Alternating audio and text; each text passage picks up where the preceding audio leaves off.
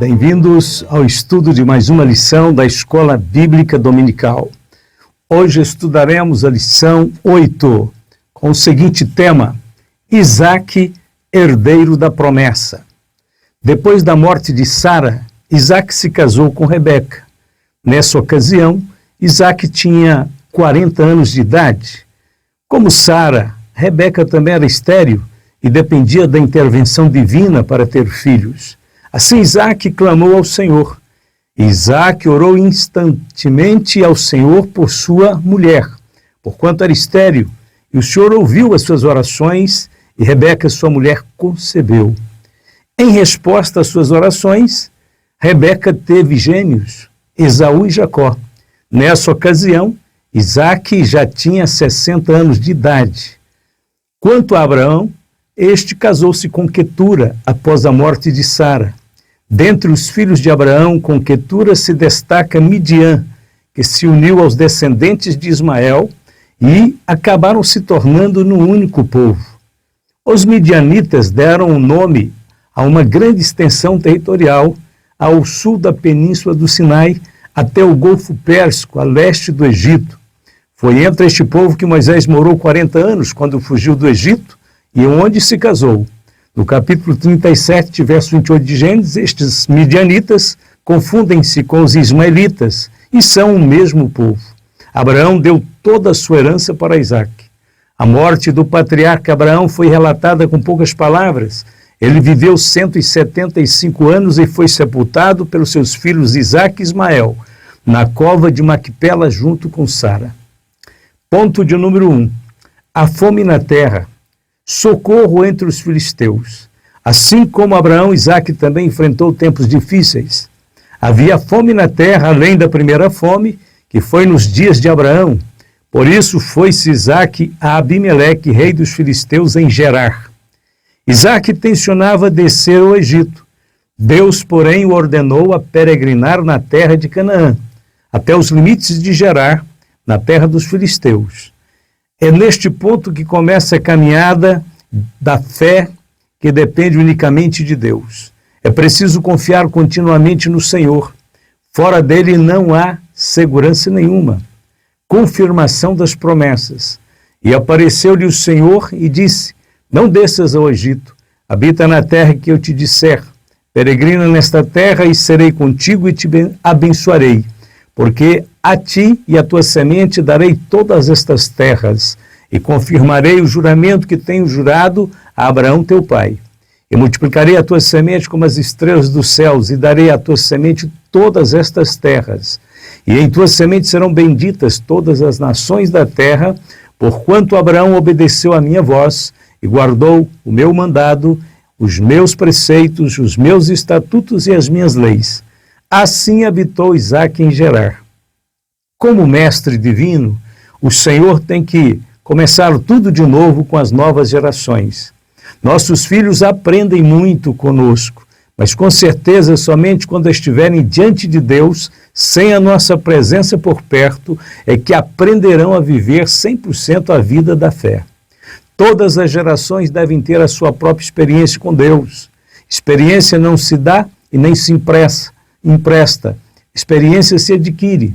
Chegar a vez de Isaque provar da eficácia da fé verdadeira que havia habitado no coração de seu pai.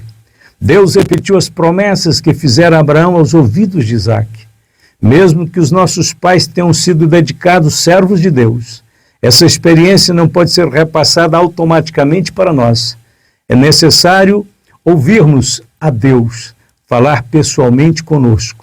Muitos recebem promessas de pessoas que se dizem profetas, mas na verdade não são. E o que eles dizem não se cumpre. E o resultado são crentes frustrados e decepcionados.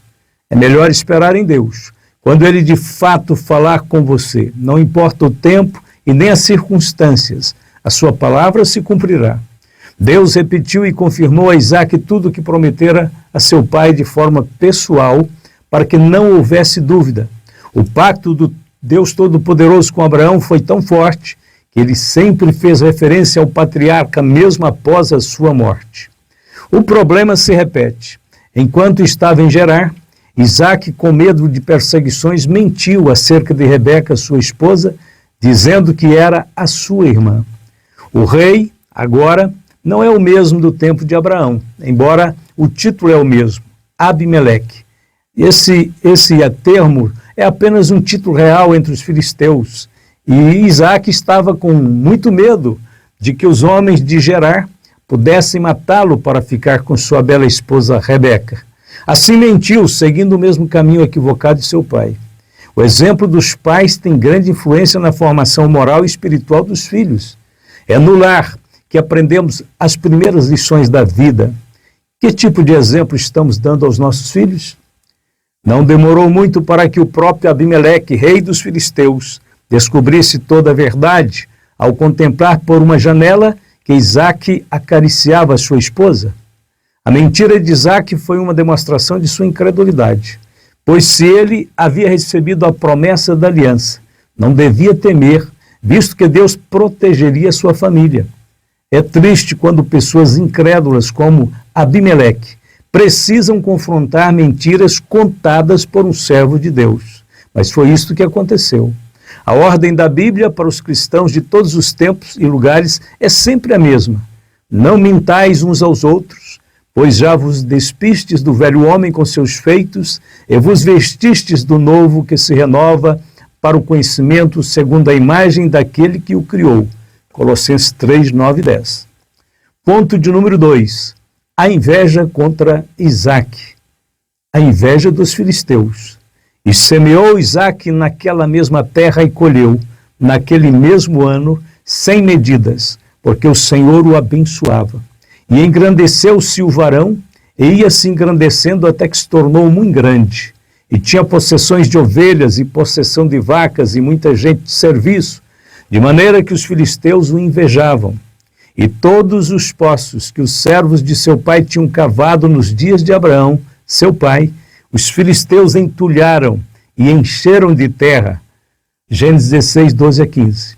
A agricultura e a pecuária de Isaac rendiam lucros extraordinários. Isaac tinha acesso ao mesmo solo, dependia do mesmo sol e da mesma chuva que seus vizinhos. Entretanto, as suas colheitas eram mais fartas do que as deles, e os seus rebanhos se multiplicavam abundantemente. A prosperidade do Senhor era notória na vida de Isaac. Isaac se tornou um dos homens mais ricos da região.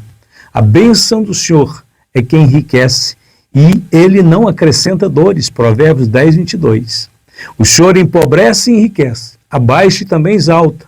Levanta o pobre do pó, e desde o esterco exalta o necessitado, para o fazer assentar entre os príncipes, para o fazer herdar o trono de glória, porque do Senhor são os alicerces da terra, e assentou sobre eles o mundo. 1 Samuel 2, 7 e 8. Não é pecado desejar a prosperidade, desde que nunca negociemos o primeiro lugar que pertence a Deus. Também devemos saber que a prosperidade sempre atrairá inveja. Também vi eu que todo trabalho e toda destreza em obras trazem ao homem a inveja do seu próximo. Também isso é vaidade e aflição de espírito, Eclesiastes 4:4. As Escrituras Sagradas afirmam que a inveja é a podridão dos ossos, Provérbios 14:30. E a Bíblia ordena que tenhamos cuidado, a fim de evitar a amarga inveja, porque muitos são seus malefícios. Mas se tendes amarga inveja e sentimento faccioso em vosso coração, não vos glorieis nem mintais contra a verdade. Essa não é a sabedoria que vem do alto, mas é terrena, animal e diabólica.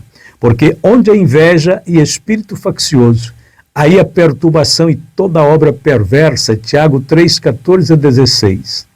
Os filisteus tiveram grande inveja de Isaac por causa de sua prosperidade e procuraram causar-lhe danos, prejuízos. Primeiro entulharam e encheram de terra os poços que Abraão, seu pai, havia cavado, a fim de que os seus rebanhos ficassem sem água. Depois compeliram-no a sair de perto deles para assentar-se em um lugar mais distante. Então Isaac foi-se dali e fez o seu assento no vale de Gerar e habitou lá. Ali os servos de Isaac cavaram e acharam um poço de águas vivas. E os pastores de Gerar porfiaram com os pastores de Isaac, dizendo: esta água é nossa. Por isso chamou o nome daquele poço Ezeque, por contenderem com ele. Então cavaram outro poço e também porfiaram sobre ele. Por isso chamou seu nome Sitna. Água sempre foi um bem precioso, especialmente em lugares áridos, como aqueles do Vale de Gerar. Ainda hoje é necessário cavar em diversos lugares para que se possam encontrar o lençol freático. Não importava o quanto Isaac mudava de lugar, o inimigo o seguia e confiscava os poços de seu pai, bem como os novos poços que os servos de Isaac cavavam. Entulhar um poço de alguém era o mesmo que fazer uma declaração de guerra. Era um delito gravíssimo naquele tempo. Isaac tinha todo o direito de revidar contra os filisteus, mas decidiu evitar o conflito. Ao final, ganhou o respeito dos filisteus por sua paciência e pelos seus esforços pela paz. Abençoado por Deus. Os nomes dos poços que Isaac cavou demonstram o tamanho do problema causado pela inveja dos filisteus. Primeiro, Ezeque, que significava contenda. Segundo, Sitna, que quer dizer ódio. Isaac se encontrava debaixo da proteção e bênção de Deus, por isso ninguém poderia detê-lo, por mais que tentassem. Isaac soube se comportar como um verdadeiro servo de Deus diante do ataque do inimigo, dos homens ímpios de Gerar. Vencida essa etapa, Deus abençoou Isaac com a abertura de mais um poço e a cessação da contenda dos filisteus. E partiu dali e cavou outro poço, e não porfiaram sobre ele. Por isso chamou seu nome Reobote e disse: porque agora nos alargou o Senhor e crescemos nesta terra. Gênesis 26, 22. Reobote significa expansão, pois ali finalmente encontrou espaço suficiente para os seus trabalhadores e para os seus rebanhos, um lugar onde o deixaram em paz. O testemunho de Isaac, agora nos alargou o Senhor e crescemos nessa terra, representa muito bem o princípio espiritual que acompanha os salvos nesta terra. A Bíblia diz: não te indignes por causa dos malfeitores, nem tenhas inveja dos que praticam a iniquidade, porque cedo serão ceifados como a erva e murcharão como a verdura. Confia no Senhor e faz o bem, habitarás na terra e verdadeiramente serás alimentado. Salmo 37, verso de 1 ao 3. Outros dois fatores importantes com respeito aos princípios espirituais são os seguintes. Primeiro, em cada situação difícil da vida, busquemos o discernimento para não cair nos laços do maligno. Segundo, nunca entremos em contendas, nem confrontemos as pessoas. A Bíblia diz: entrega o teu caminho ao Senhor, confia nele e ele tudo fará. Salmo 37, 5. Isaac age com diplomacia. Isaac renunciou pacificamente aos postos que lhe pertenciam. Não é fácil abrir mão de bens e direitos adquiridos com esforço, em favor de quem nada fez para obtê-los. Entretanto, para evitar disputas e contendas, o cristão, muitas vezes, com a graça de Deus, pode e deve abrir mão dos seus direitos. A Bíblia diz: a ninguém torneis mal por mal, procurai as coisas honestas perante todos os homens.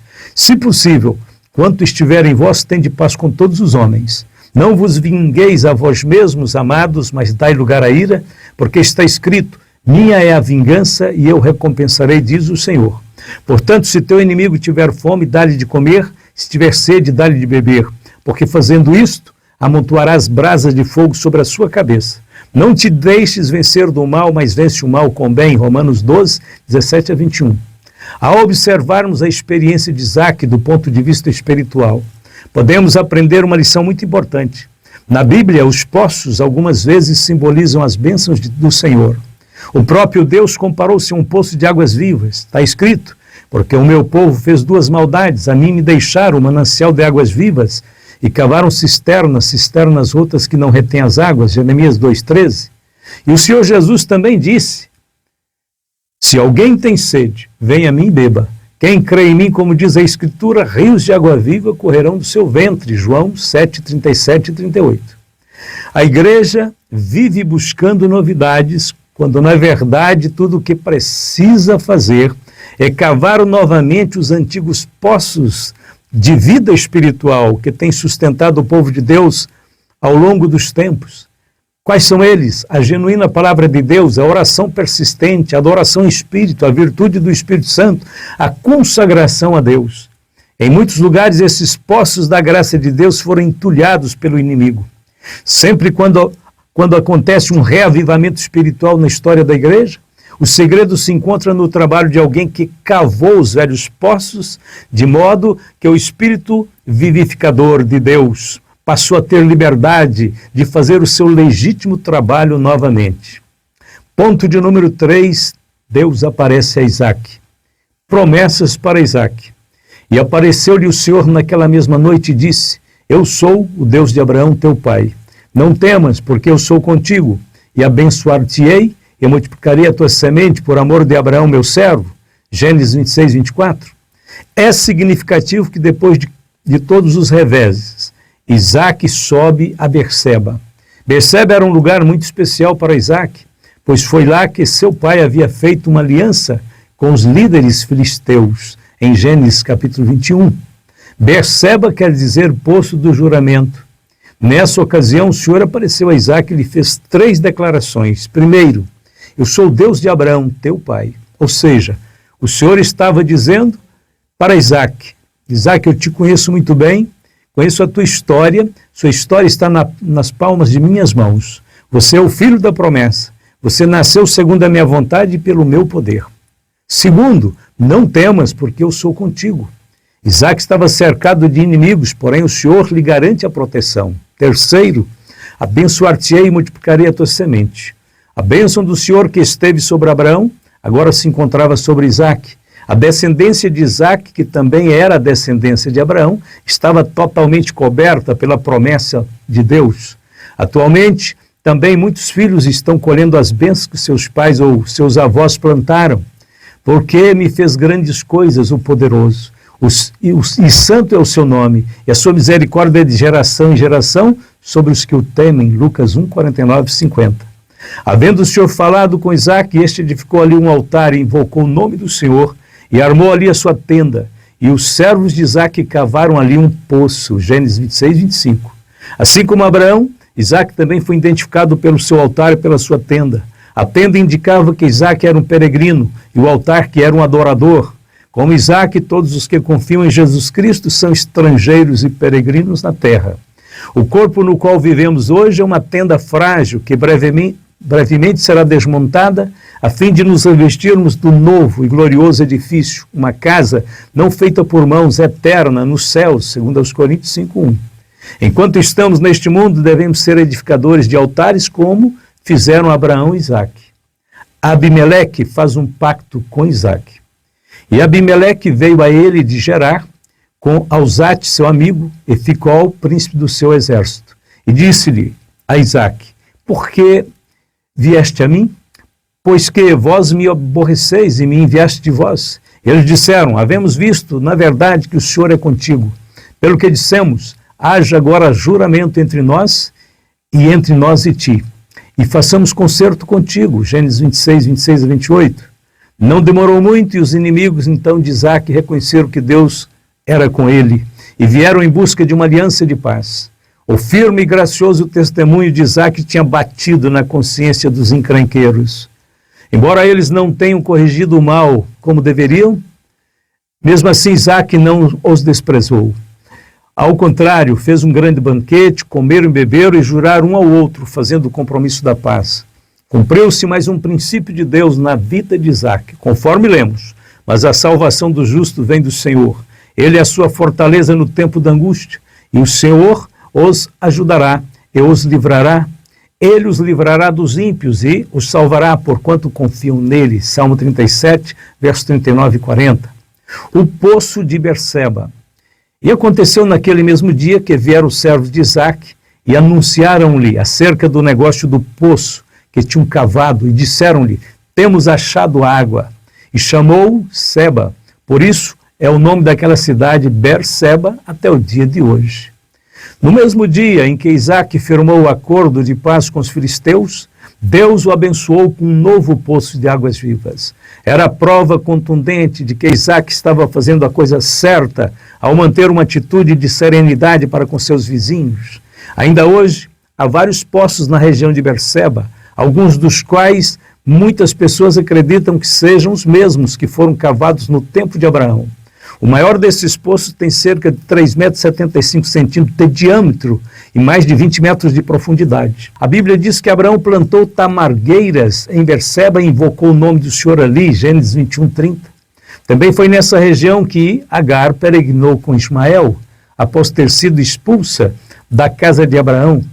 No deserto de Berseba, ela teve contato com o anjo do Senhor, que lhe falou sobre o futuro que estava reservado para Ismael como pai de uma grande nação. Foi ali também que os olhos de Agar foram abertos para que ela enxergasse um poço de água. Abraão também voltou para Berseba depois de ter ido a Moriá para oferecer Isaque em sacrifício, Gênesis 22:19. Isaque morou em Berseba durante algum tempo. Tal como seu pai também fez o pacto com o governante filisteu sobre os poços cavados nos dias de Abraão. Parece que as disputas entre Jacó e Esaú ocorreram também em Berseba, e foi dali que Jacó partiu em direção à cidade de Harã para fugir da ira de Esaú. Muito tempo depois, quando Jacó estava nos últimos anos de sua vida, passou por Berseba para oferecer sacrifício ao Senhor antes de se encontrar com José no Egito, Gênesis 46, verso 1. Tanto o poço quanto o lugar se tornaram, então, muito importantes na história da salvação. No hebraico, Ber significa poço e Seba, juramento. Berseba é hoje a 8ª maior cidade de Israel. É um polo de alta tecnologia e abriga a Universidade de Ben Gurion. Berseba está no extremo sul de Israel, a 107 quilômetros de Jerusalém. Vamos para a conclusão. Abraão e Sara devem ter criado Isaque com muito amor e carinho, contribuindo para desenvolver nele um caráter manso, pacificador e humilde. Isaque resolveu fazer boas escolhas e Deus o abençoou em todas as áreas de sua vida. Porém, isso não significa que sua vida foi fácil, não. Ele teve de enfrentar alguns problemas bem parecidos com os de seu pai. Sua prosperidade despertou a inveja dos filisteus. Estes quiseram causar-lhe muitos males, porém Deus estava com Isaque. Isaque escolheu agir com a razão e com o bom senso, deixando as emoções de lado. O altar, a tenda e o poço foram os símbolos da sua vida. O altar fala de sua adoração, a tenda de sua espiritualidade e o poço de sua humildade. O Senhor abençoou Isaque em tudo, confirmando que ele era o herdeiro da promessa. Amém. Deus vos abençoe. Vamos orar agradecendo ao Senhor.